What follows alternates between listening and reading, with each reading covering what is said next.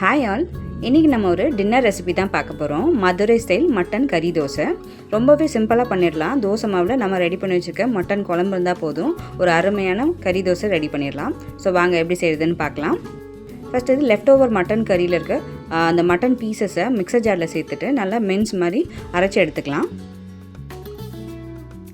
இப்போ ஒரு பேனில் 2லேருந்து 3 டேபிள் ஸ்பூன் எண்ணெய் சேர்த்துக்கோங்க. எண்ணெய் சூடானதும் 3 வெங்காயத்தை நல்லா பொடியாக கட் பண்ணி சேர்த்துக்கலாம். நல்லா பொன்னிறமாக வதக்கணும். கூட 1 டேபிள் ஸ்பூன் இஞ்சி பூண்டு பேஸ்ட்டு, 2 பச்சை மிளகாய் சேர்த்து நல்லா வதக்கிக்கலாம்.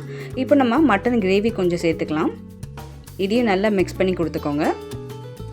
இப்போது மட்டன் கீமாவை நம்ம சேர்த்துக்கலாம். மட்டன் மிக்ஸ் பண்ணி வச்சுருக்கோம் இல்லையா, அந்த கறியை சேர்த்து நல்லா மிக்ஸ் பண்ணி எடுத்துக்கோங்க.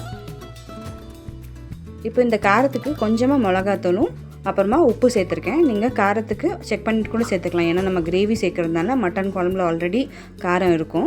ஸோ உங்களோட டேஸ்ட்டுக்கு தகுந்தப்போ நீங்கள் சேர்த்துக்கலாம், இல்லைனா ஸ்கிப் பண்ணிடலாம். இப்போ நம்ம மட்டன் பீசஸ் கொஞ்சம் சேர்த்துக்கலாம். கூடவே 1 டேபிள் ஸ்பூன் மிளகுத்தூள், அப்புறமா கொஞ்சம் கொத்தமல்லி சேர்த்து மிக்ஸ் பண்ணி தனியாக எடுத்து வச்சுக்கலாம். அண்ட் நம்ம வீடியோஸ்லாம் பார்க்குறீங்க, உங்களுக்கு பிடிச்சிருக்கு அப்படின்னா லைக் பண்ணிக்கோங்க, ஷேர் பண்ணுங்கள். மறக்காமல் ஷோபாஸ் கிச்சன் வைப்ஸ் சேனலையும் சப்ஸ்கிரைப் பண்ணிக்கோங்க. இப்போ தோசை தவாவில் 1 டேபிள் ஸ்பூன் எண்ணெய் சேர்த்துக்கலாம். தவா ரொம்ப சூடானதும் கொஞ்சமாக தண்ணி தெளிச்சுட்டு தோசை மாவு ஊற்றிக்கலாம். இது ரொம்ப ஸ்ப்ரெட் பண்ணோன்னா லைட்டாக விரிச்சு விட்டுக்கோங்க. இப்போ இதுக்கு மேலே இந்த மாதிரி பபிள்ஸ் வந்ததுக்கப்புறமா 1 முட்டை சேர்த்துக்கிறேன். முட்டை நல்லா அடித்து சேர்த்துக்கலாம். இந்த மாதிரி ஸ்க்ராப் பண்ணி விட்டுக்கோங்க முட்டையை. இது பார்த்திங்கன்னா ஒரு தோசை சாப்பிட்டாலே போதும், நல்லா ஃபில்லிங்காக இருக்கும். இப்போ நம்ம ரெடி பண்ணி வச்சுருக்க மட்டன் கீமாவை சேர்த்து நல்லா அப்ளை பண்ணி ஸ்ப்ரெட் பண்ணிக்கலாம். நல்லா ஸ்ப்ரெட் பண்ணிட்டு மேலே கொஞ்சம் எண்ணெய் சேர்த்துக்கலாம். ஒரு 2 நிமிஷம் அப்படியே குக் பண்ண விடலாம். 2 நிமிஷம் கழித்து நம்ம திருப்பி போட்டுக்கலாம். இப்போ திருப்பி போட்டு ஒரு 2 நிமிஷம் நல்லா குக் பண்ணி விடலாம். ஸோ பாருங்கள், சூப்பராக ரெடி ஆகிடுச்சு.